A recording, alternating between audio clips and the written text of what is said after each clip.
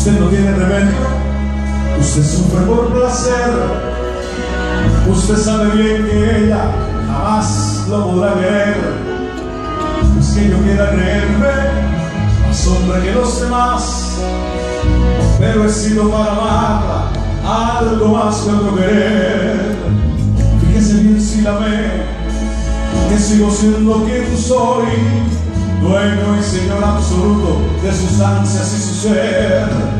Usted, como tantos otros, se ha empeñado en deshacer las caricias y los besos que yo le dejé en la piel.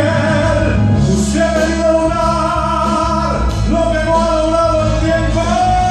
Pobre de usted que ha perdido inútilmente su tiempo, para que viva tranquilo y lo sepa de una vez.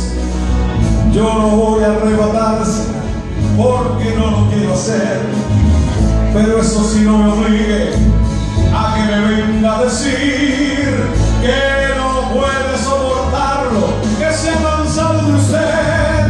No lo obligue a que me pida que esté con ella otra vez, que a lo mejor va y lo pienso.